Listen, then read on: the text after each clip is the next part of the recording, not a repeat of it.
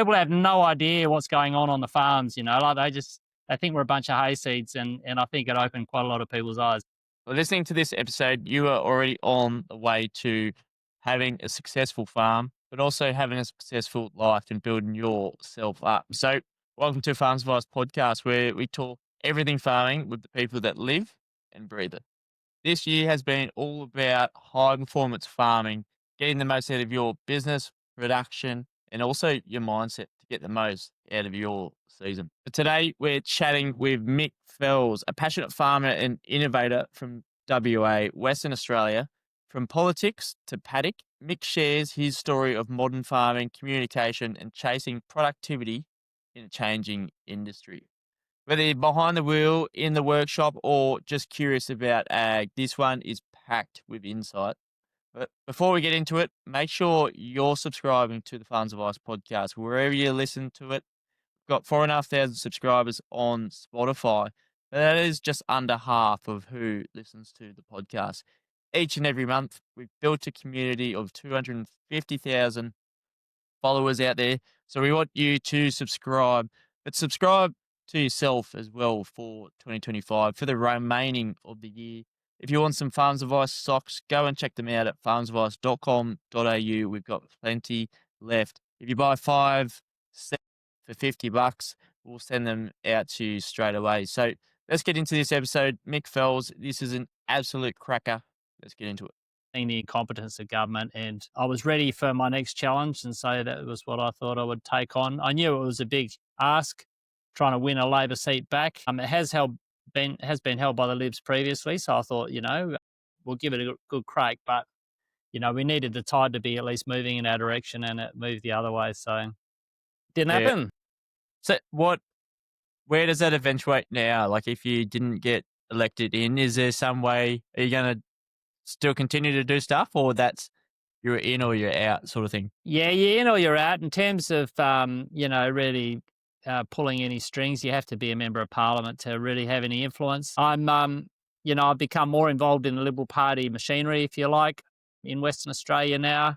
I'm on some committees and things, and I am trying, because I built quite a profile, obviously, over the course of the campaign. So I'm trying to use that still I don't know if you've had a look at any of my sort of social media stuff outside of the iPaddock social media, but I'm pushing for the maintenance of the free market, because there's a lot of pressure for governments, even from both sides of politics. There's people arguing that governments should be starting to mess around with markets and subsidies and all that stuff. So I'm still trying to use the platform that I've built to keep that messaging up. And yeah, we'll just see what happens over time. But yeah, I haven't really lost the fire in my belly about trying to reform things. Yeah, no, that's cool. I had no idea. So what socials, or where were the socials? So, there's been a lot of commentary about the way the Liberal Party ran its campaign. And, perhaps one of the criticisms, certainly one of my criticisms, was that our social media was pretty much constrained to the Meta platform, which basically gets the baby boomers and Gen Xers, and that's about it, because we weren't good at how we interacted on Instagram, so we didn't really get a lot of traction on that. Yeah, so Peter Dutton came across and launched my campaign. I was probably, 10 months or 11 months ago now, so that was fun. I got to meet him and interacted with him a bit, and that was good, actually. Yeah, I found him a really good guy, but, that's certainly not what the public thought of him at the end of the day for whatever reasons. So a fair bit on Facebook, which isn't my natural platform. My natural platform is Twitter. And when I say Twitter, I mean Twitter, not X. X has gone down the gurgler a bit, I think, in terms of the changes they've made. It's been more algorithm driven rather than how it used to be, which was a chronological feed. So it was unfiltered before. Nobody curated what I might want to see and what I might not want to see. I used to curate that, and I used to love that about it. And I built a strong following because of that, because a lot of people, they'd see the little things that I was putting up, which the algorithms won't share now. Like to say, that's boring, won't share that. But, people who follow me seem to enjoy watching that stuff. And it was sort of like, I don't know, like reality TV before, you'd just see everything that was going on. And I found that really interesting, and it's where I like to be. So I'm a bit disappointed Twitter's not what it used to be, but Facebook is worse in terms of that algorithm driven stuff. So, to get traction on Facebook, you're really having to do a lot of, you're manipulating your content to make sure the algorithms notice it, and run it. Actually, I've just had a good one in the last 2 days. I don't know if you saw that. I did stick it on Twitter. It was quite popular on Twitter, but it went crazy on Facebook. I had about 30,000 views of it now. It was a video of the, well, you saw it, yeah, because it was the tractors and the, or the headers and the boom spray and that, Yeah. Yep. the, Yep. on the op center. I did a little time lapse animation of what was coming through on my computer, and I talked about it. And then I talked about the free market stuff as well in the Facebook post. I didn't have characters for that on Twitter, but yeah, and that's just gone viral actually on Facebook. People have no idea what's going on the farms. Like they think we're a bunch of hayseeds, and I think it opened quite a lot of people's eyes. So I was quite pleased about that. Really, we have that advantage in Australia that we haven't been doing it very long here, so we're not stuck in a 1,000-year-old way of doing things. And that was the advantage that I've had at Esperance and all my compatriots at Esperance as well. Esperance was one of the last opened up areas of Australia actually for agriculture. So a lot of farms are still second generation. I'm only second generation. My kids are just starting to come through now, but we weren't trapped in a sort of a mentality with our granddad telling us you can't do this and you can't do that. So we've been sort of free to just experiment and just try whatever works. And also, we had to unlock how to get the production out of the Esperance area, which over my generation, a fair bit of that has happened already. And the proof's in the pudding. Is one of the highest value farming areas now in Australia, really, because it's so productive. So that's been a great advantage for us, I think, and for Australia, but especially for Esperance as one of the youngest areas of Australia. That we've just had that short history, and we've been sort of free to experiment and just try things. And it's that agile development approach is really what we've done in agriculture in Australia. Yeah, I'd never sort of thought about how short of history you did have in ag over in WA and Esperance. Didn't think about that Yeah, either. Because, like, it's not a stark difference, but there definitely is a difference to the approach, maybe the mindset of what you're doing in WA from to the East Coast. We probably have more yeah, people, farms, a little bit smaller, but in some cases so similar.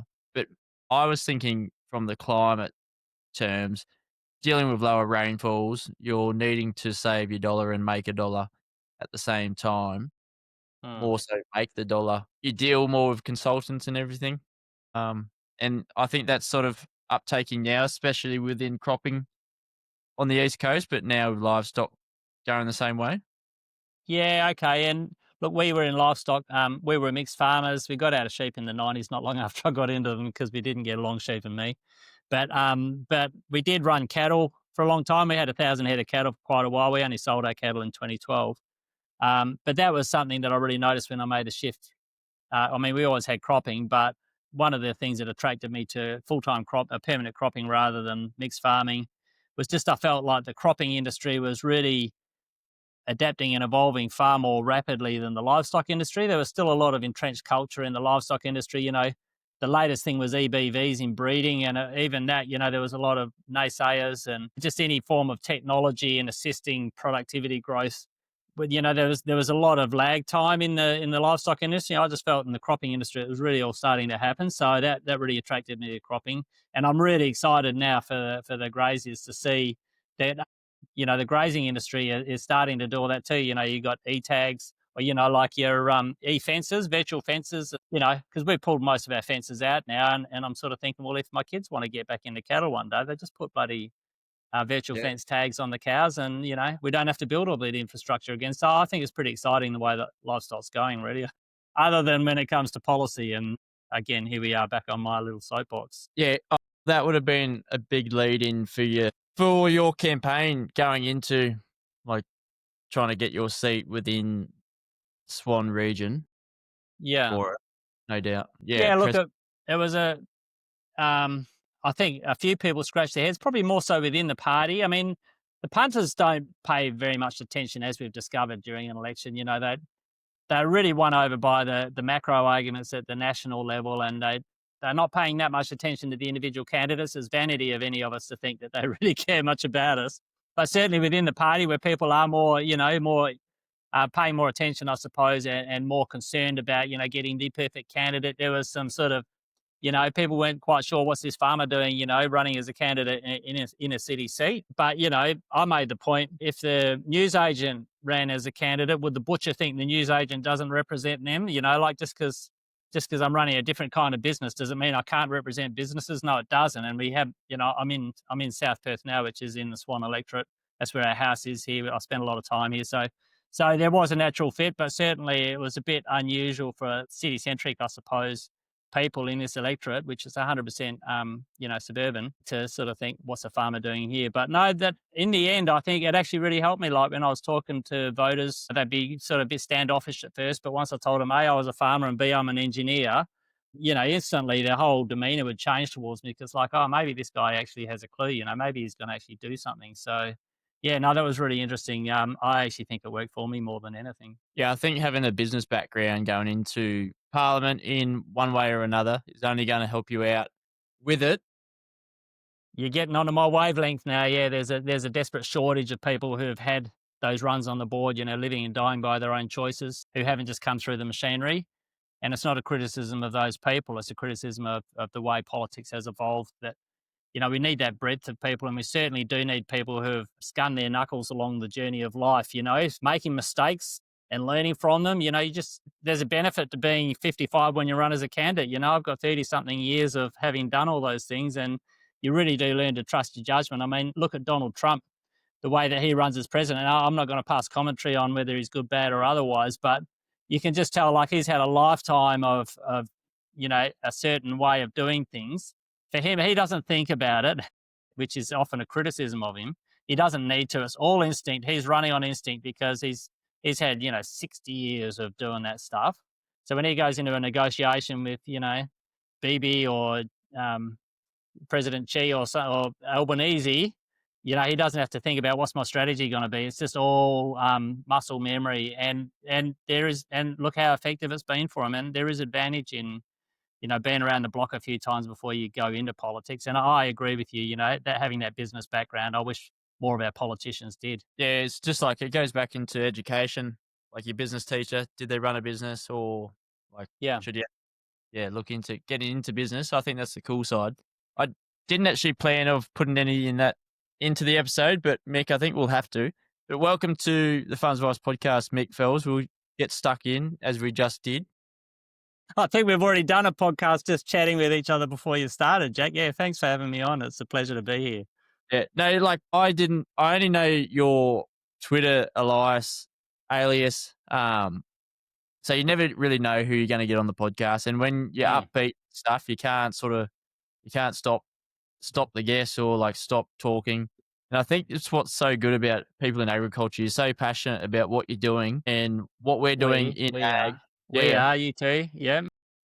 What we're doing is impacting the communities around us, and that community is impacting the greater community, which is 100%. really what Australia is.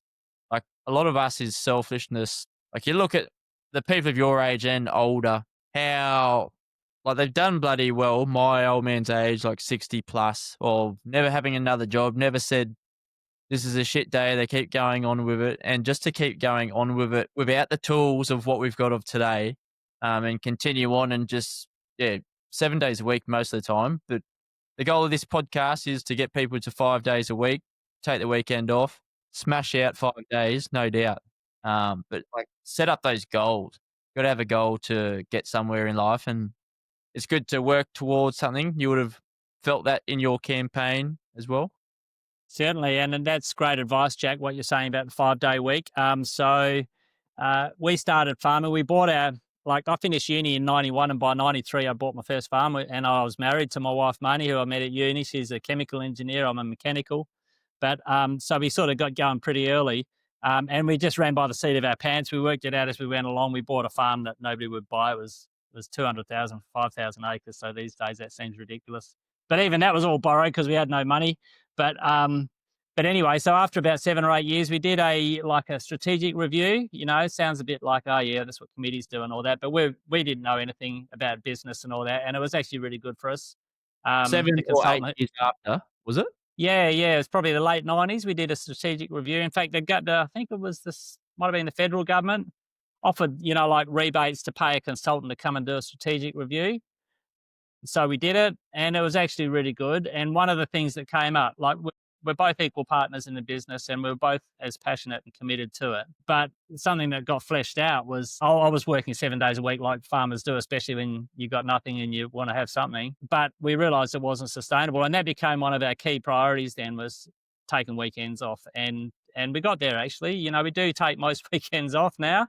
We actually insist our staff take weekends off as well because it is all consuming, especially when it's your own business. But even for the staff, they're so committed as well. It's in their blood, and they'll work there 7 days a week, every day of the year if you let them. So it is an important cultural thing that you're talking about, is just taking that time off and trying to live something resembling a normal life, as well as, and in fact, you can have a more successful business because of it, which is the irony of it all.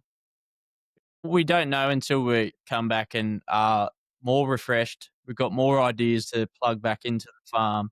Like if I go overseas or go away off the farm here, you just come back with so many more ideas in your pocket, Yeah. or like the people around you give ideas and everything. You come back refresh. Not saying you have to implement those ideas, but yeah, I think coming back a little bit fresher helps. It's good. And I saw a motivational speaker, he was opening up a conference somewhere, and it was actually very good. I can't remember his name now, and if he ever hears this, he'll probably be grumpy about that.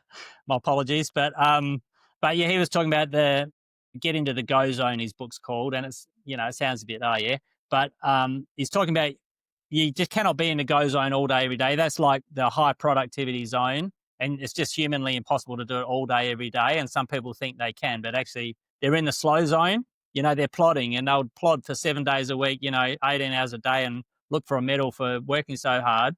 But actually, they're not achieving as much as some people who work, 8 hours a day intensely and take the weekends off and go on holidays and all that stuff. So, and then you've got to make sure you have some no zone time, which is your weekends. It's time with the kids watching sport. Like I barely missed a footy game or a netball game with my kids, even though we were growing our farm business and that. And there's not a lot of dads at sport. Even the footy, mums run the local footy because the dads feel like they have to work, and maybe they're getting pressure from their dad, you got to work hard or whatever. But it's not a criticism, but it's just so important to take time for that. And it gets you more balance in your life. And, you know, to be honest, after 35 odd years of doing it, I've sort of run out of that boogie in terms of just wanting to get up and do it all again the next day. I think it's just a natural course of life. And, probably because I've got other bees in my bonnet now, but, you know, I think you've got a much better chance of lasting even 35 years if you do just give yourself a little bit of a breather along the way. Yeah, yeah, for sure. We were booked in for 6 and you came at 6:03. I thought harvest might have been upon you or something. Can Uh, you yeah, can you tell us a little bit about the farm? What's going on there at the moment? What sort of rainfall are you dealing with? I'm a bit of a 3 minutes late, not 3 minutes early kind of guy, I'm afraid, Jack. And Hey. I'm always trying to squeeze a little bit extra into my day, but yeah, look, we did start harvest at the farm. I'm away from the direct hands-on management of the farm these days because I'm busy in advocacy and policy and politics and business, like my other business interests with iPaddock. But yeah, look, we started harvest a good 2 or 3 weeks ago. In fact, little fun fact for you here. We were trying to be the very first load in Southern Australia, but unfortunately we were the second because one of my mates, Tom Brown, shout out Tom, well done. He beat me by about half an hour with his truck into the bin. He delivered a load of barley before our first load of canola. So he was the first load for West Australia. We were the second, and I'm pretty sure, correct me if I'm wrong, but I think we might have beaten South Australia and Victoria as well. But, so yeah, we had a good early start this year, Jack. It's unusual on the south coast of WA to be the first ones going, but I'm always championing the bit. I always try to structure things so that we can get going early because the sooner you start, the sooner you finish. And I got other things I want to do, So but yeah, harvest has started. We're having the best ever canola crop we've ever had. It's just amazing. Hitting new records and all the things that we've done, with the technology and the innovation we've brought into our business, and a lot of that stuff that I've developed myself, which we use in our business. A lot of it we haven't even commercialized. We just use it ourselves. And it's just nuts what you can achieve when you have the right tools. You don't have to, be a martyr and kill yourself at work. You can really, if you just use the right tools and technology, it's incredible what you can actually achieve, even with all the pressures on businesses these days. Yeah, so for us in New South Wales or East Coast, what's a good yield? What's a bumper yield for you over there for canola? Well, I used to hear about people getting 3 ton canola out Mangala. I got a mate out there who seems to get 3 ton canola. I just could never get it. We're not getting it. 2 ton of canola was the unachievable sort of. We get close to 2 ton and we just never get there. And we're having a paddock, which is a 800 hectare paddock, seems to be going about 3 ton now. So it's quite staggering for us. and all the stuff leading up to it was around 2.5 or so.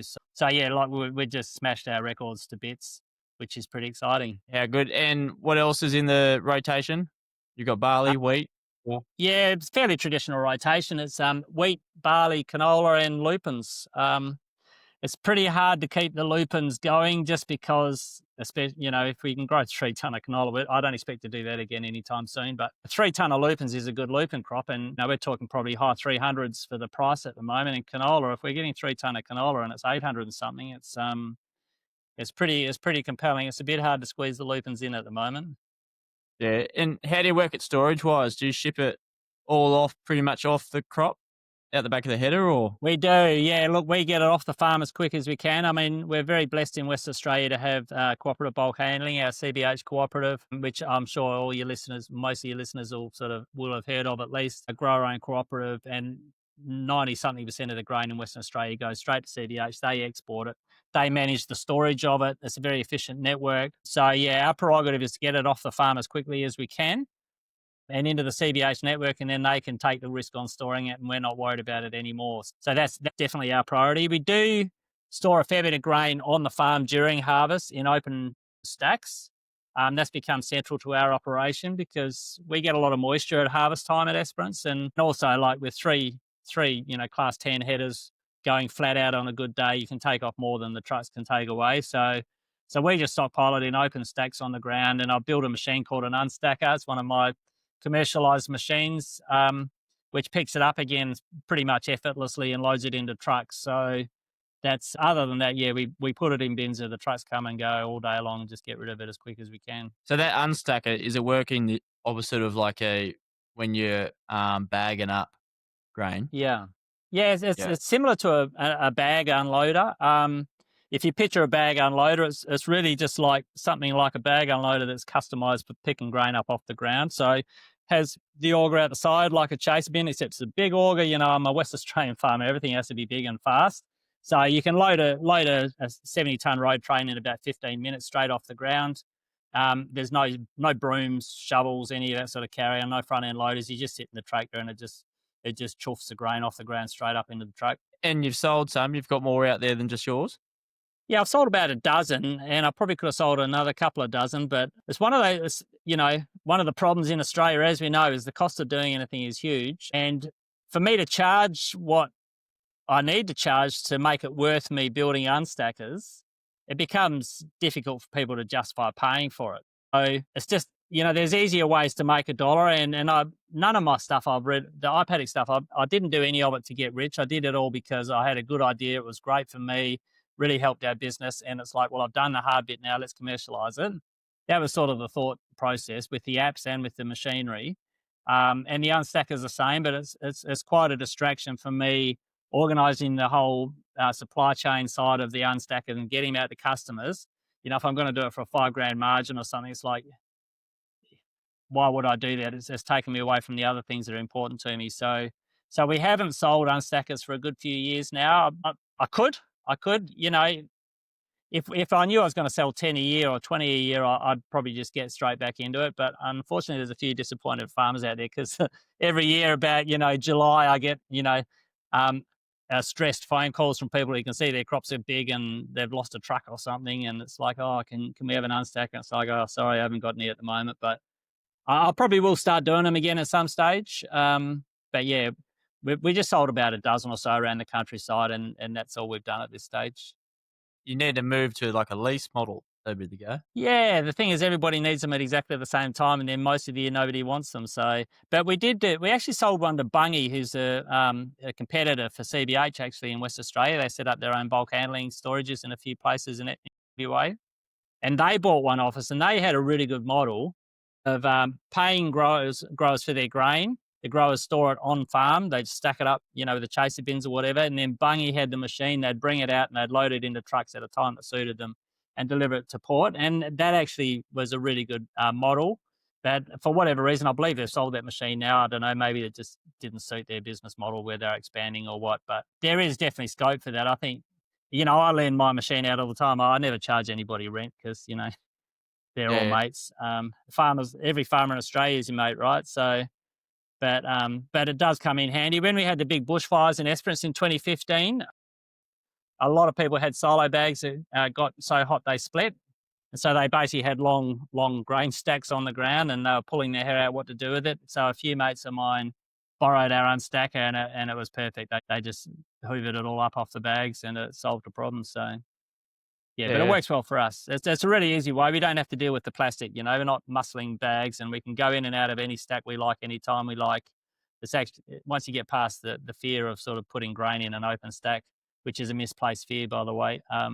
Yeah, it's happy days. It's like having the green light to just harvest as much as you want once you start piling it up on the ground.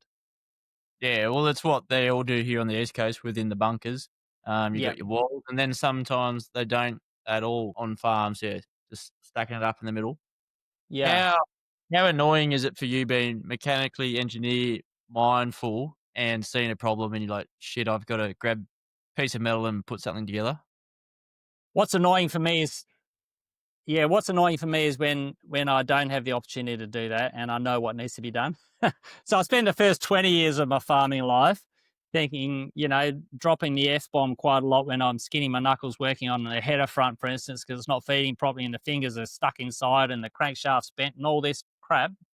And cursing the engineer, like engineers are a dirty word at my place, like at most farms, when things are going down. And, I put up with it like everybody else did for a long time. And then it was probably with the turbo drum. I invented the turbo drum, which we had an infringement basically on my design. So I changed the name to the Typhoon just to differentiate it. But essentially, that was the process with it. I was having a lot of trouble with my Macdon header fronts with the feed drums.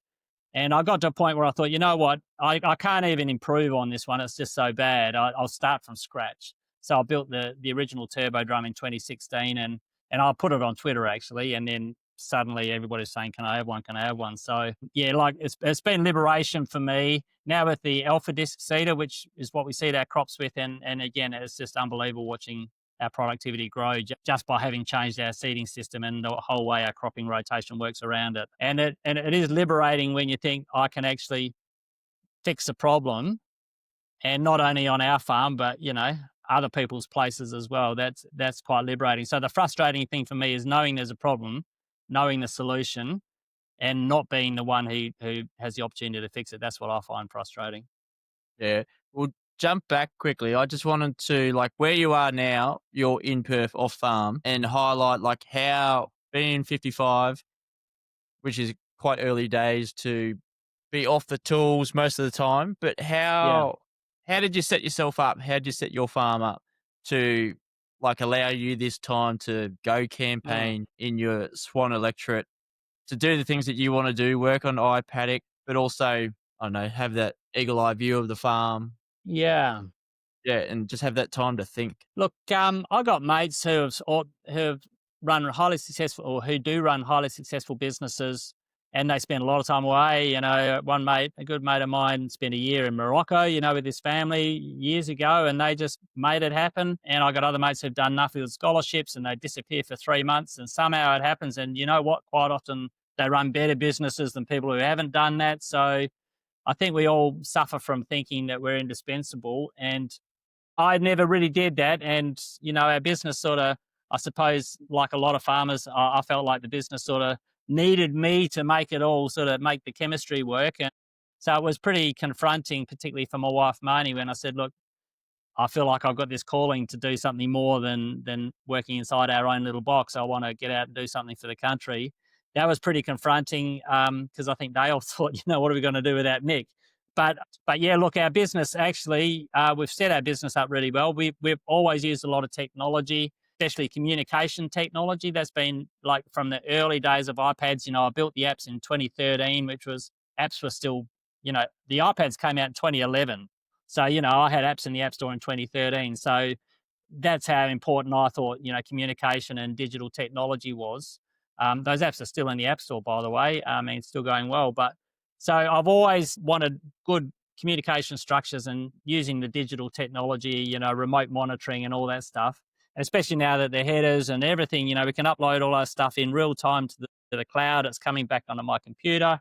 I don't know if you saw the post I stuck on social media only a couple of days ago on Facebook. It's had 30,000 views now. and it was just an image off our computer screen of three headers working in a paddock. There's a boom spray working in the paddock at the same time. You can actually see in real time they're all moving up and down. There's the tractors there loading trucks, and this is what's available now, and it does. It means that someone like me who's got other interests, I can still remain in touch with the business. Everybody's a phone call away, except since 3G was turned off. It's a bit difficult out in the country now, but that's another matter. Got a Starlink on my ute now, so when I'm there, I can still connect up. But yeah, look, the communication tools are the number one thing. Good relationships with the staff is always obviously really important. My wife, Marnie, is really at the coalface now. She does, that sort of business management specifically on the farm. She always administered the business, but now she fills my shoes a lot with the stuff that happens on a day-to-day basis on the farm. And Lionel, our manager, and Pete and Luis, our permanent staff, they're all really good key people. And I think they embrace the opportunity that because I was leaving, that gives them an opportunity, to sort of step up, and they have. We've had our best crops in my absence. So, who the hell am I? What am I even doing looking at it? Just leave them to it. Yeah, yeah. That's like a positive and a negative. Depends however you want to look at it. Like that's so good that you can leave and that continues to happen on your farm, that you get better yields and everything as it Yeah, all goes on. And I think like a lot of other farmers like, no, it can't be done. It can't be done. I must be at the coal face each and every day. This is for like 1, 2 people teams up to 10 sort of thing. And trying to manage those the way that you want it done, but you really need that flexibility and have the creativity, not the creativity, but like the way of doing things. People slightly tweak it and it may annoy you, but your headspace will be a lot clearer if you let them go, possibly make the mistake here or there and then get them on their way. yeah. You have to. There's a spectrum of control freakness, isn't there? Like some of us are control freaks. Like I'm a control freak. That's probably why I've achieved a fair bit because like I dot the i's and cross the t's. But I'm not at the end of the control freak spectrum. And then there's other people who couldn't give a rat's ass, and they'll end up with 150,000 acres and stuff going everywhere, and they're happy as a pig in mud. The men and women who really want everything to be perfect, with some exceptions, a lot of them will end up, not running massive operations because they just can't deal with the fact that things aren't going to be perfect if you aren't there making it perfect, or what you define as perfect. So you do have to let go some of that stuff, your vanity or your pride or whatever it is about how you think things should be done. You just have to, try to create a culture in your business that, culture is a really important word for me. Culture is everything. I sack bullies. If there's intimidation, bullying going on, and they've just got to go. I can't keep them in the business because they're like a cancer in the business. I really like having a harmonious workplace, but also people taking pride in their work and seeing how we like to do things, and then they start to, if we've selected the right people, they actually appreciate the same things. So, but you're just not, even if everything is perfect to the outside eye, you're going to see something that you think should be different, and that's just you just have to let go of some of that unless you just want to stay trapped in doing it yourself forever. For some people, that isn't a trap. Some people want to die in their boots, just doing the same stuff they've been doing for 50, 60 years. But that's not me. I feel like I've been up Mount Everest and I've enjoyed the view and I've gone down. I've gone up it again and it was still fun and I've gone down. I've done that 30 or 40 times and now it's just like it's just hard work climbing up it and I get up the top and I say, I've seen all this before. That's where I'm at. And that's a journey. How incredible is life? One day you'll be old like me and and you'll appreciate, like, because I can tell the kind of person you are with what you're doing. Like you're going to analyze this stuff and you do appreciate that is the journey. But just because you've always done it doesn't mean you have to keep doing that. That's all ego. And you just got to sort of think beyond ego, you know, in 100 years, no one's going to remember you and no one's going to remember me. This idea of legacy and, I want everyone to remember me for how special I was and I want the road named after me. That's all a load of crap. Just do what's important to you. And hopefully that's something that's good for the community and people around you and your family.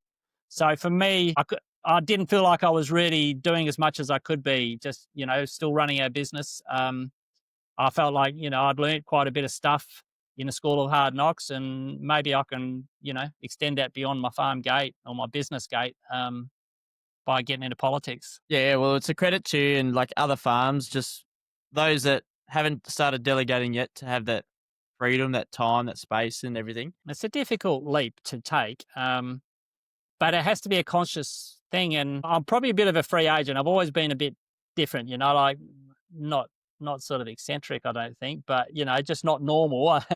Yeah, I used to think that was a bad thing that I wasn't normal, whereas now I think it's great. I love being not normal because I do think out of the box, and I'm not sort of constrained by culture or, this is the way everyone else does it. You have to do it that way. So it's probably easier for me to then decide, you know what, I'm just going to do something crazy like get into politics. I mean, I've got a perfectly good business, but certainly, anybody can do it. And I'm not talking about politics. I'm just talking about, if you've got other priorities and you're getting older, right? Like my dad died a couple of years ago. My mum died when I was 28. She was 55. I've just gone past the age. Oh, she's 57. I'm a year away now from the age that my mum died from a stroke, So those things that happened when I was 28. And that was actually shocking, of course, but it was actually really good for my attitude because from an early age, I've been really mindful of this clock's ticking. I might only have a year left if I've got my mum's longevity. And would I be satisfied looking back to think this is what I'd achieved, or would I think there was more that I could have done? And I think we all have those thoughts. 50 seems a real turning point for men, and the number of my mates similar age to me who are really sort of going through similar stuff, they're sort of thinking, "Oh, I still love farming.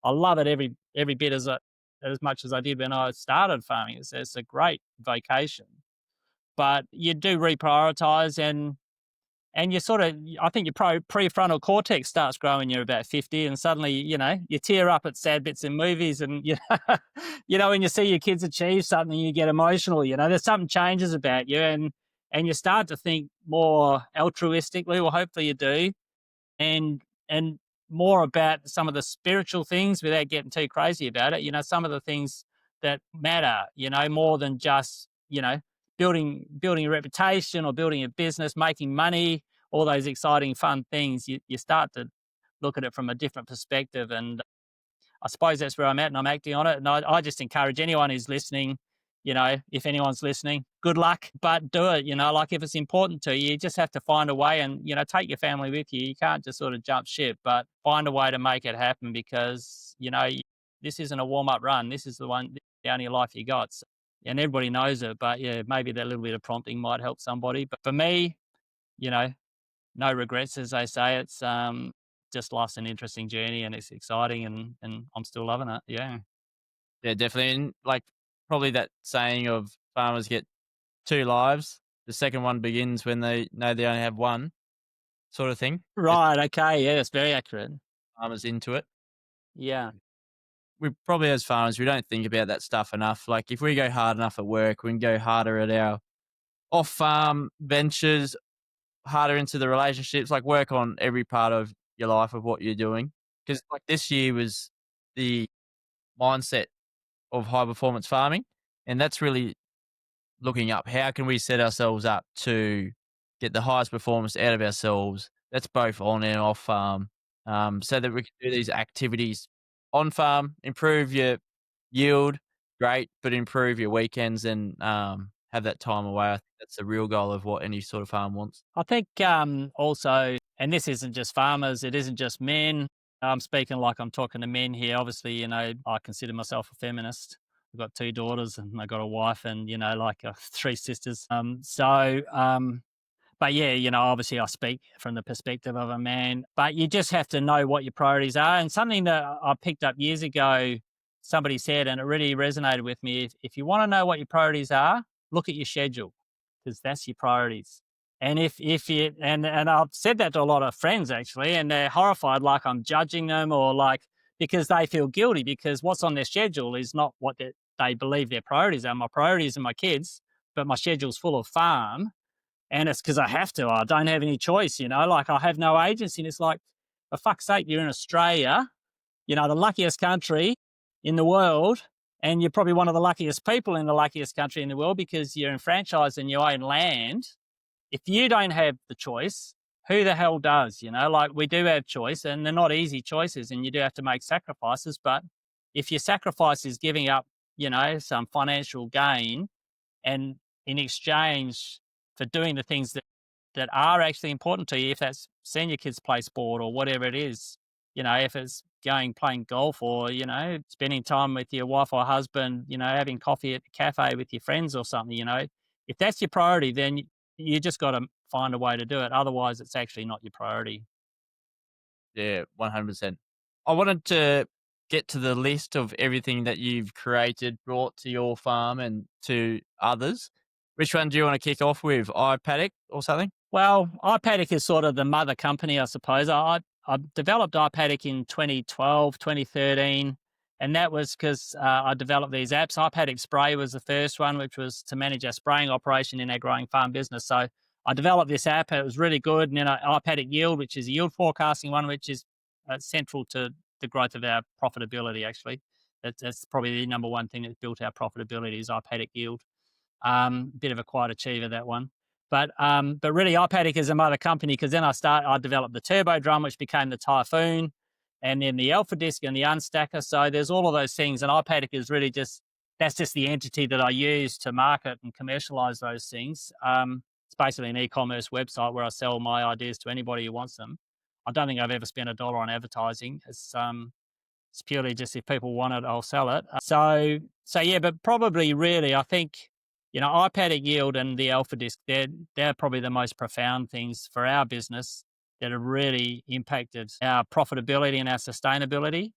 And if I had to pick one, it would be the Alpha Disc. It's been quite profound what's happened on our farm just by changing to that seeding system. So talk me through the seeding system. How does it change from normal, conventional, or Yeah, so like everybody, we used to seed on 7 inches with old scarifiers and stuff, and then we went to 9 inches when we got like a Morris 9000 bar, and then we end up on 12 inches with a FlexiCore that had conserver packs on it. We sort of did the natural thing that everybody does, basically to get trash flow. Had all the same problems everybody had with trash flow, so we end up on 12-inch spacings. Estimates is like ryegrass heaven. We often get waterlogged, or you'll at least get patches that are waterlogged. It's cold, it's cloudy all winter. You get a long finish sometimes. Ryegrass loves it anyway, and it's old grazing country, most of it. So there's plenty of seed around. There's every colour of resistance in the Esperance area. We've got it on our place, have had for 20 years. And a lot of that came about because of wide row spacings, actually. So we've got alphabet resistance, you name it, we've got it. Had it 20 years ago, right up to glyphosate, all your group A's or whatever number they give it these days. So yeah, so that wasn't working for us, because what actually happened is, A, we were losing yield because of weeds, but B, we were having to confect a farming system to deal with weeds. Like, it was like, oh, we're having to use this spray, so that means we can't grow that crop. And then we'd use some chemical that would set something else back, it'd have a residual.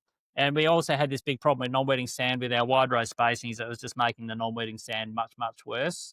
And we were getting shit establishment. Unless we could get the tines to accidentally land in last year's furrows, the crop wouldn't come up properly in a lot of those soils. So then we're having to seed later after it's wetter and making all these compromises. So I decided I wanted to get to narrow row spacing, and I started doing some research, and I discovered that on narrow row spacing, you don't just get the advantage of competing with weeds, you actually get a yield gain. And that yield comes at zero cost. It's not more fertilizer, it's not more anything. It's just, well, it's more seeding rows. And you get more yield. And it's 1% for every inch as you come down from 12-inch to 7-inch. So that's 5% extra yield. In my case, going from 12-inch to 7-inch, for nothing, for no cost other than changing the seeder. So I bought a John Deere disc seeder, a 40-footer, which is, I think that's the biggest selling disc seeder in the world, as far as I know. It's very common, largely because of the color. And, every town has a John Deere dealership that supports their product. So I bought one anyway, a second-hand one, and it just caused me a lot of grief, and it was really unsuited to our non-wetting sands, and the maintenance was just painful. We were just not getting anything done because we were forever underneath it, doing something to it. Not a fun place to be. Anybody who owns a single disc seeder on 2 rows and has to get in the middle up the front, it's never any fun. So I loved what the narrow rows were doing. We did a lot of experiments. My farm has always been like a research station. There's always experiments and trials going on because I want to learn. And the narrow rows were a no-brainer, but we needed a better way to achieve it. And also we needed to deal with our non-wetting sands, chasing moisture and that sort of stuff. So I started modifying it. The joke on our place is that a machine doesn't make it to the paddock without getting modified at the shed first. And so I started modifying the 1890 disc seeder and came up with the very first iteration of an alpha disc. Those old machines are still bouncing around the countryside somewhere. We've long since got rid of them. And then I really just I wanted to do more than just modify it because there was still some constraints with the way that it all worked. Anyway, cut a long story short, we ended up with the Alpha Disc 2.0, which is what we have now, which is a hydraulic jump, has two discs on every row, and that's the way that we're able to achieve 7.5 inch spacing on a single rank machine. So you don't have two ranks. And the problem with two ranks is you end up with the back row of units backfill the front row when you get to narrow spacings. And so it affects your herbicide and all sorts of your seed depth and all sorts of things. So it's 7.5 inch spacings on a single row. And one of the key prerogatives for me in doing this was I wanted to build a big machine. Originally, I was thinking 120 foot. I ended up at 80 foot, which is actually a much more sensible size for us. So we end up building our own 80-foot alpha disc seeder, which is what we sow our crops with now. And we pull it at 14 kilometers an hour with a $50,000 tractor, and we can sow the crop, in a heartbeat at whatever time we want, in pretty much whatever conditions we want. And the narrow rows means we're not having an arm wrestle with ryegrass every day of our life. So suddenly we can do things like grow a crop. Our canola variety this year is Outlaw, which is an open pollinated conventional canola. Just remember, I came from alphabet resistance 20 years ago, and we're growing an open pollinated canola that has no herbicide traits in it. And we've got clean crops, and this stuff yields as well as the very best Roundup Ready canolas. It's open pollinated, the seed's virtually free, and it's a massive yielder. And we're just absolutely creamy at growing this variety. And we can do that because we've got our weeds under control because of our seeding system that we're using and the full stubble retention and everything that means. We don't burn stubbles. We cut high with the headers, so they're getting 20% more capacity. It's just win, win, win. We don't spend money managing stubbles over summer. And our soil's improving, especially our clay soils, but even our sandy soils, just by keeping all that residue there and building it up constantly, it's just getting better and better. And our capacity is, I don't know, must be growing 5 or 10% every year. It's just crazy. Do you measure your soil's improvement some way, like as a pH, or how do you do that? Yeah. So, look, I used to be a fastidious soil tester until I did it for like 20 years on the same sites every year and monitored it. And then I realized actually there wasn't really that much changing. And what am I learning? I started to realize I wasn't actually learning anything. So I have this confession. Forgive me, Jack, for I've sinned. I haven't soil tested for a couple of years now. But yeah, look, that is the best. You can come through. Yep. Sorry. Just got the wife and daughter just coming through. All Um, good. yeah. But so yeah, soil testing is the obvious one, but and we do it periodically, particularly for pH, just so we can make sure that we're not running our pH down too low. But really, the proof's in the pudding with what's happening to the soils. I mean, farmers have some kind of a relationship with soil, if that's not too bold a thing to say. And I think you know what I'm talking about. Now, any farmer will grab a handful of soil and smell it, like it's certainly something I do. Wherever I go on a field day, the first thing I do is pick up a clump of soil and smell it. And just from doing that, like a gardener, whether it's good or bad. And it's just got texture, it's got bugs in it, it's got worms. It comes up a nice tilth when you're seeding it. There's all those, that's not very scientific, I know, and I'm an honors mechanical engineer. You'd think I'd be into some sort of, you know, parts per million of something or other. And I know our soil test levels are good. It's not like we're mining our soils. We use plenty of fertilizer, but yes, the soil health is the real thing that that's more of a subjective kind of a test, I suppose. And I can see that that's just really, really taking off. Well, I think a lot of your generation, like, you can go by feel of what it is. Like, if you sniff your soil in it, you just Mm. know it's off, or like it's something like it's not off within the week or whatever, but you just know from one paddock to another the difference in that. And maybe we have lost a little bit with that, with the improvement with technology. We're relying on the data and the ways of reading that way. Do you think that's something? Just like out of I think curiosity? Yeah, look, it's a good point that you make. There's been a dramatic shift. I'm getting on to public policy again now, but I won't apologise for it. There's been a dramatic shift away from sort of public funded R&D towards private funded R&D, and that's just the way the world is. Whatever, all the excuses we like, but what that means is, unless somebody sells something from doing the research, they're not going to do it. Like I'm not going to. I'm not going to do for free because I got enough of my own stuff to do. So nobody is. Monsanto is not going to do stuff out of the good of their heart when that doesn't mean they're going to sell something. Why should they? So we've gone away from this sort of industry good kind of research more to selling products kind of research. And I'm not against the free market. I'm strongly in favor of the free market, but the government should be doing more instead of like globally R&D, public funded R&D has crashed, but in Australia probably is faster than anywhere. Nobody gives a stuff about funding R&D, and you're seeing it now. I mean, we're lucky we have the GRDC and grower levies that fund R&D, but even that becomes influenced by this commercial sort of push, and we need to keep bringing it back to what's actually good for the grower, not what's going to sell a product. And look, credit where it's due, GRDC does a great job, and it doesn't mean it can't be fine tuned, but that's probably a factor, I think, Jack, just in my short career, what I've seen. Like when I started farming, I didn't know anything. My dad was a great farmer, but he was mostly a grazier. He wasn't a cropper, and we just had to work it out. And there was this thing that the ag department in West Australia did back in the 90s called Top Crop. It was a program that went out to all the community farm groups, and they taught you agronomy basically. And it was brilliant for me. I learned so much. There's no top crop program these days. Where do people who haven't done ag science learn agronomy? The agronomist comes out and explains it to them, I suppose, and then they work it out. But a lot of the agronomists are also selling chemicals and seeds and everything else. So it muddies the waters a bit. So I think that's a real factor. But I suppose that's probably one of the reasons why I've always done my own trials. And so you can learn for yourself, and I'll try some pretty radical stuff. I'll always try something. It takes a bit of effort because it's easy to just accidentally run the sprayer over it later on or put the header through it without monitoring it. But if you put the effort into it, you can learn a lot. And we do some stuff that's pretty unconventional on our farm. Like I don't use any insecticides, and we don't need them. We save money. We're not poisoning ourselves and the planet. And I think we get less insects, which is the irony of it all. But I've only achieved that through doing our own trials. So, but I encourage anybody who doesn't already, pick up a handful of dirt and smell it, start doing it, and you'll work it out. Like it's in our genetic makeup from Neolithic days or whatever you call it.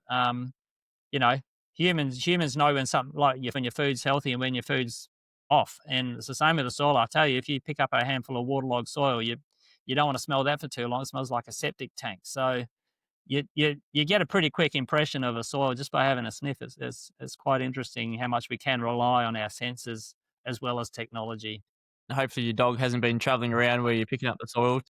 Oh well, it might have improved it a bit. Who knows? I don't know.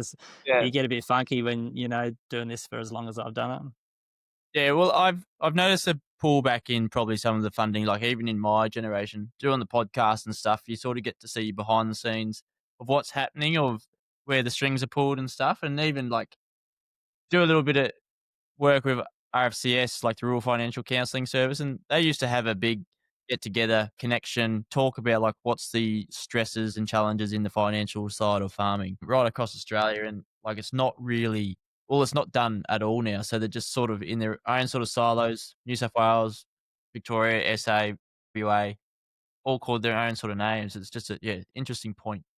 And yeah, to be a fly on the wall as a politician like yourself, what was something that you'd learned from that will probably help you in your farming career, but also in life? Like, is there processes, structures, or are they just bat mad over there? Just bloody mad, mate. Yeah, no, I'm probably going to upset some of my political colleagues, which is nothing new. I've done that all the way through, really. But look, I think politics has a lot to learn out of farming more than the other way around. I mean, and the numbers speak for themselves. You look at the growth of the ag sector in Australia. If it's not the fastest growing sector, it's one of the fastest growing in terms of productivity. It's a shining light for productivity in the Australian economy. We're kicked like a dog, of course, and we're the evil enemy who's poisoning the population and destroying the environment and causing global warming and all of those things. They're terrible people, farmers. But actually, besides the fact that those things are not just wrong, but exactly opposite to what's actually happening. We're leading the country in productivity. If the rest of the country picked up a few of the things that agriculture is doing, and not just farmers, but the whole ag sector, the supply chain, it's just incredible the growth that we've had year on year. We are leading the world in productivity growth. All this at a time when our economy in Australia is stagnating and actually going backwards. Our per capita productivity growth in the population is negative, And our per capita productivity growth in agriculture, if you put it in terms of how many people are participating in the industry, which is always declining, while our growth is increasing, it must be massive. And so, yeah, there's a lot we can take out of that. And that's probably one of the things that motivates me. I feel like this is the normal for people in agriculture. It's normal to see this growth and to aspire to this growth and to tell government to back off and just let us do our thing because it's okay. We've got this. We know what we're doing. We're well regulated. We're well self regulated. We're industry compliant. In fact, we're global leaders in terms of sustainability, all of those things, and we're getting productivity growth. This doesn't have to be a net negative sum kind of a discussion. And all the gnashing of teeth around the country about our productivity growth and what it's going to mean for jobs and it's going to be terrible for whatever reason, wages or something. It's a load of crap. You just have to use technology. You have to adapt. You have to evolve. You have to take opportunities when they come up, and you got to stop governments from putting the kibosh on everything that's good. Which is what's happening in the rest of the economy. I mean, the advantage we have with governments not paying attention to farmers other than trying to give them a kick in the guts every now and again is that they've mostly stayed out of our way, which is why the ag sector is doing so bloody well in the economy. And if they would just do that to the rest of the business sector, there's so many great small businesses like in the Swan Electorate, it's a really big commercial centre, industrial centre in Swan, a lot of manufacturing, defence manufacturing, especially mining manufacturing happens in the Swan Electorate, through Belmont, Kewdale, right through those areas out near the Perth airport. And all of those businesses, they're ready to go. They're doing their best, but at every turn, they've got IR regulations and they've got, you know, payroll tax and all these other things. You're just trying to squash them back down again. So yeah, look, I think there's a lot that we can take out of the success of agriculture in Australia, and apply that sort of practical know-how that farmers and engineers, I should say, it's their career to do that. Apply some of that in public policy. Australia doesn't have to be down in the dumps like we are at the moment. Australia could be flying just like the ag sector is. And if anybody doubts that, just look at what agriculture is doing, and you'll see like it's flying despite all the difficulties that are put in front of us. And the rest of the economy could be doing exactly the same thing in a parallel universe where we don't have governments just constantly stuffing it up every step of the way. Yeah, and we're still screaming out for people. I think like that payroll tax has been a sticking point for a fair few businesses now, like farming wise to rural agribusinesses, but also for those in the urban areas, those town in Perth, Swan Electorate, right across Australia. I think um, it's probably brought a couple of businesses unstuck in the Mm. past. Yeah, it's just adding on the cost, isn't it? Well, it's a state tax, and I don't know how it works in New South Wales, but in Western Australia, if you employ 20 employees, there's no payroll tax. If you employ 21, you pay payroll tax on all 21. What do you want? Yeah, not just the one extra on all 21. So everybody caps their workforce at 20 because nobody wants to get 21 because you're going to start paying a big slug of payroll tax. It's the tax on growth. It's just stupid. And I know state governments need the money, but seriously, do they need it that badly that they want to tax growth? On the other hand, they're saying we need to grow productivity. It doesn't stack up. So there's all sorts of stupidity in the way things are happening. And, you can't just change everything overnight either. But at the same time, repeating the same mistake and expecting a better outcome is just stupid. And that is actually what's happening. In fact, they're making the mistakes worse. You look at the way the federal government's running the economy and all the things that are making productivity worse, they're moaning about it. And then they're doing more of it, with industrial relations and housing and all these other things. We've got a supply constrained economy and they're doing all these things that are making supply more constrained and wondering why it's getting worse, like it just doesn't stack up. So you're right. Payroll tax is just a great example of just a really stupid tax. Yeah. So what are you looking forward to, like, in the next end of this year, moving forward? Like, what's the biggest thing for you and your family, Mick, and like within the farming game? Well, every farmer celebrates when they have a good crop. There's nothing quite as exciting as having a good crop or, a big wool clip or, whatever your business is. But certainly for us, my happiest times in life, yeah, outside of family have been, harvesting record crops. I remember when I harvested 6 ton barley for the first time. Don't worry, we didn't average it, but I did a bulk up of 20 hectares of capstan barley. 2007 actually it was. That was our first really good year with good prices. We got both at the same time, which is rare. But when that happened, I remember harvesting 6 ton of barley, and And I turned around and my grain tank was full after a hectare. It was a 6 ton grain tank back then. And I thought, well, that's real. That's 6 ton a hectare. And that was pretty damn exciting. And it's a bit like that now. I've hardly driven the header this year, but getting 3 ton canola, that's pretty special. So yeah, that's probably the main thing for us at the moment is get the crop off. Hopefully get it off before anything terrible happens, which in Esperance, that can happen at any time. We call it the Esperance equalizer. Hasn't happened just to us yet, touch wood. But yeah, so we'll get the crop off. And then, yeah, we've got quite a lot we want to do. We're doing subsurface drainage on the farm, trying to deal with waterlogging now. That's probably the So is next it like threshold for us. tiling? You Yeah, see tile the draining, yeah. it's the same thing?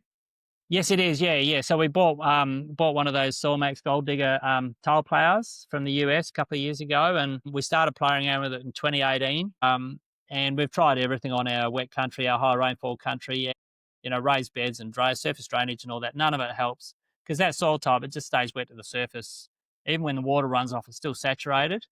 And we've discovered that tile drainage, it's like pulling the plug out the bottom. It actually lets the water out, and that's been a bit of a revolution on our high rainfall country. So that's our next big project is, trying to get performance. Because at the moment, our high rainfall country, 600 mil rainfall zone, grows our poorest crops, which is ironic. So we're just wasting a lot of opportunity there. So we want to get it growing our best crops, and that's probably a 10 or 15-year project, maybe multi-generational. But yeah, look, I think that's probably the next frontier for us is trying to grow those big crops on the high rainfall rather than the small crops that we're growing there now. So what's high rainfall for that area? So 600 mils. So our home farm is 450. Our main property is 450 mils. It's mallee, transitional mallee. So we've got sort of sandy surface and varying depths to clay underneath on our mallee type country. A lot of it, the clay is virtually to the surface. But once we get down on the southern sandplain block, which is the farm where I grew up, my dad cleared it in the early 60s.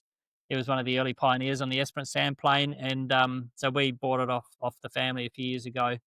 And yeah, so that's 600 mils, and it's got a lot of gravel in the soil, so it actually doesn't hold a lot of water. So yeah, that's where we're doing all the drainage work at the moment. We're getting really good productivity out of our mallee country. So now the next box to tick, especially land values, just having gone so crazy. The best thing for us now is to just get more out of the land that we've got. So that's our next big project. Yeah. You seem like a bit of a family man and succession being or transitions. Have you thought about that and you sort of made a plan on that and like what do you think of succession and how do you think as a family? Yeah, it's a tough one, isn't it? We weren't able to have kids biologically, and after 10 years of not having kids, we sort of thought, well, maybe there's not going to be a succession. That's okay. We can adjust to that. And then we had kids. We adopted three, so we've got three beautiful kids now, and they're just sort of finishing school, starting uni, that sort of age group now. And we're not pressuring them. We'll just see how it all plays out. We'd love them to farm if they want to, but if they want to do something else, that's okay too. So we're in this sort of state where we don't really know, whether the Fels farming empire will continue or not. So there's nothing firmly in place at the moment. And we probably haven't paid a huge amount of attention to that side of our business thus far because we never really knew what was going to happen. But it's on our minds, that's for sure. But we've seen a lot of cases where it's gone bad. I mean, it's very sad, isn't it? That there's not a farmer who doesn't have close friends and family, even where it's been tragic. And I mean that, in the most profound sense as well, sadly. So it is so critical to get it right. I don't know how you get it right. I don't have a formula. I'm open to ideas, but we do watch carefully. But there'll come a time, I think, particularly if we see if our kids do actually want to farm, we'll probably, get serious about structuring ourselves around that. I mean, I suppose we've been mindful of it in the way we've set up, particularly off-farm assets and the paddock business, which is a separate business in its own right. We've got other properties. We've got a shed and, a couple of houses or whatever, all that we use. They're all things that we need. Like we have a house in Perth, which is important for our business because a lot of our business activities are in Perth, have the farm.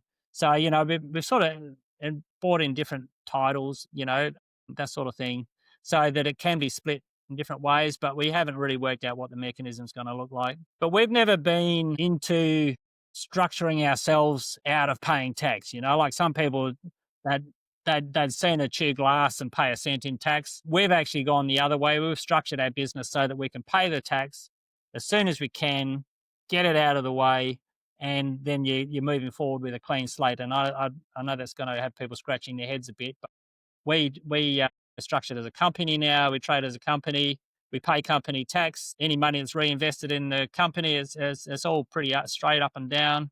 If we have other companies, you can move funds between one and the other, and there's no problems with that because they both pay the same tax rate. It's all very simple and clean. You lose some of the benefits that you get trading as partnerships or whatever, but it's very clean, and we don't want any sort of concerns about like some people sort of put money into different bucket companies and things trying to reduce their tax, and then they've ended up with this massive liability handed over to the next generation in the bucket company, and all that sort of stuff. We don't want to know about any of that. We just keep it all pretty straight up and down, and we'll do the same with our succession when the time comes. But no, I don't really know what it looks like, Jack. But yeah, that'd probably be it. You've probably done a podcast on it actually, and if you have, I should have a listen to it. Yeah, done a fair few, and like it's because there is a lot of shit shows out there. Mm, That's why it's so important, and for the family farms to continue, it's even more important for those yeah, like from 100 hectare that produces 500 grand to or 200 grand up to multi-million sort of operations. I think it's just important to sort of understand or acknowledge that conversation is going to happen in the due process. So like just structuring, knowing what you want to do as a family, as a couple, and then yeah, next generation or not comes through, and it's all different. There's no formula at no, all. It's just communication. I don't think there's enough communication in farming between families, but everyone really. mm. But yeah, it's a bed bug of mine for the podcast to improve. Yeah, well, it's no, it was pretty direct thing you're doing to improve it. So good on you. And you're right, communication is key, and it's always been important to me. Think I started this conversation, might have been before you started rolling. I'm not sure, but talking about how I set up the apps to improve communication in our growing farm business because I saw that. I don't know if you've heard of Liebig's law. There's this thing in agronomy called Liebig's law, and you might have seen the picture. It's like 100-year-old picture from an agronomist called Liebig, I assume. It's a bucket made out of planks, like a wine barrel, made out of planks. And there's all these different height planks around the bucket, and the water's spilling out over the shortest plank, which might Oh, be yep. copper. So you go and put more copper on, and then the water level goes up until it runs over the sulfur plank. So you put more sulfur on, and the water level goes up until it runs over the phosphorus plank or whatever it is, your row spacing plank or something. So, like it's just, I saw communication as being, that was the low plank. The next low plank, we'd sort of fixed a lot of the low planks and we were growing our business. And then it was like, I'd reached a point where I couldn't be on the sprayer. Most farmers still drive the sprayer themselves. And I got to a point where that was not a good use of my time. I wanted to be using my time, you know, growing the business, reaching out and learning more about the farm and paying attention to lots of other things rather than just stuck in the sprayer all day. So I had to have people driving my sprayer, and I needed a better communication system rather than a notepad, that paper could blow out the door of the cab and then your driver goes and sprays a paddock that's already been sprayed before or something. These things happens. Communication is key. And for me personally, that's what even in politics, I think communication is key. I think politics is communicated really badly. It's cynical. People aren't honest with, that they're not authentic. They're trying to say what they think people want to hear. Everybody, the bullshit meter goes off, and so communication is important. You just got to say it as it is, and that's what you're saying. Like as in succession, you have to say it as it is, and we're straight up with our kids. We will be during the succession procedure, and I suppose it might be false confidence, but just knowing how we relate with our kids as a family, you were pretty tight, and I think we'll work our way through it. But yeah, you're right. Central to everything would have to be communication. Yeah, well, like I'm not the king of media or like speaking. Actually Come on. started this podcast to improve the way that I did speak. I was a shy kid. Like we did School of the Air. We only went to school once a month on a Friday, I think, back when we were little tackers. Then we came It to the sounds big like heaven for most kids. yeah, and then we came to the big town and there was 10 kids in my class and I clung on to mum's leg like no tomorrow. Yeah, So it's, yeah, you find your way differently, but it's also like you're probably resourceful being out in the bush, like when we were little. So you carry those little traits throughout life, I suppose. yeah. Just trying to do different things differently. But yeah, I think all comes back to communication. What we do on farm, like from the physical side of it, like using UHF. Some farms don't even use them, to having a WhatsApp group, those sort of things, to the Mm. personal ones as well. I'm a bit of a WhatsApp power user now, and everybody has their own formula. But for me, that works great because everybody sees what everybody's saying, so everyone's on the same page. There's no excuse for not being on the same page. So, like how good's that? Just some free technology that there's suddenly everybody knows what's going on. The UHF was a revolution when it came out. When I started farming, it was like we got UHF radios at the farm, and I think even my dad thought it was pretty amazing. Like you could talk to each other in different. That was the thing then, and now it's WhatsApp, and it's obviously like we use AgWorld in our business now, particularly since I've sort of stepped away. For my wife Marnie and all the management team and everybody, they use AgWorld and they like it because there's everything's sort of there. It's all laid out. Everybody's got it in real time. And then you look at the telematics, like what we're doing with John Deere Ops Center. I'm not, by the way, but I could be on my phone. I could be looking at where the headers, how many tons an hour they're harvesting, how many tons they've done today, what the moisture is. It's just great. And this is what's driving the productivity growth. This is how, despite the fact that a ton of wheat, I don't remember the statistics of what is it, or the price of a sheep or a kilogram of wool. Used to need so many kilograms to buy a Hilux. Now you need so many more to buy a Hilux or whatever it is. Like the terms of trade in agriculture are just disastrous and going down, and yet somehow a lot of people are still thriving in agriculture, and that's the reason why is because we're embracing this sort of technology. And, to their credit, companies like John Deere and a lot of other companies as well, AgWorld and the other big machinery companies, they're saying that we will use it if they provide it. And so they're doing it, not out of the goodness of their heart. They're doing it to make money, and good on them. This is why I'm a champion of the free market, because you have supply and demand. And, the more government interferes in the free market and starts deciding what's good and what's bad, the less of that happens. And that puts the handbrake on everything. So, governments bugger off. Absolutely. So, Mick, we better leave you there, mate, because you are with the family and you probably got things to do. I've got a couple of things to do, but this has been a cracking episode, and it's a good example of the sort of conversations I want on the podcast with producers, farmers. Is there any farmers out there that want to come on for a yarn?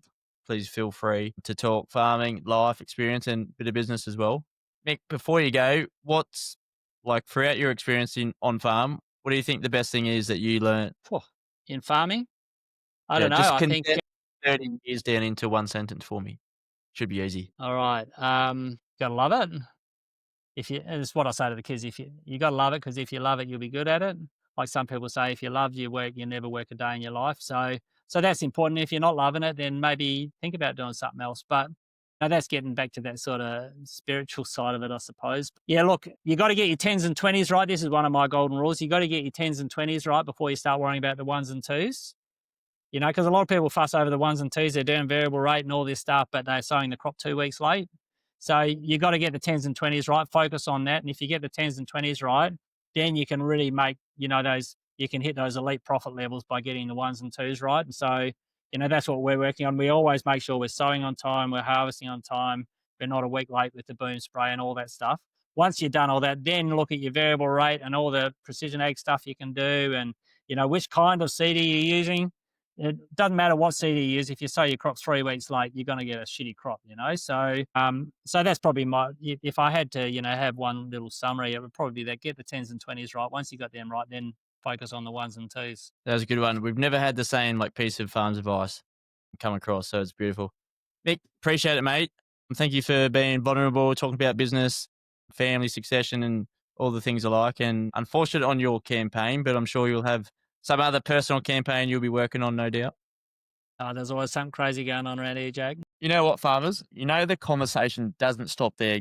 And if you've got an idea from Mick or this podcast, any other episode, go and continue that conversation. We've got the socials everywhere. Come and join the Facebook group.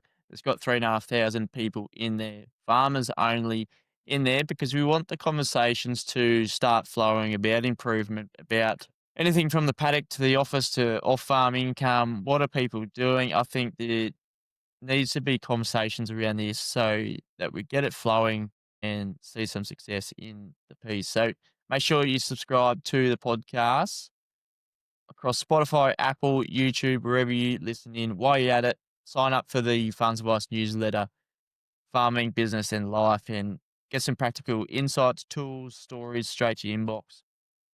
If you want to rep the brand, you got the Farms Advice socks, farmsadvice.com, $50 for 5 pairs to keep you farming as well. Bloody comfortable, and also for the work, durable. They're good socks as well. Tried and tested for the last 4 years on farm. Share this episode with a mate. Farms Advice on socials. Tag us. Make sure you tag us and keep the conversation flowing. But until next time, keep up it, keep at it, keep on farming.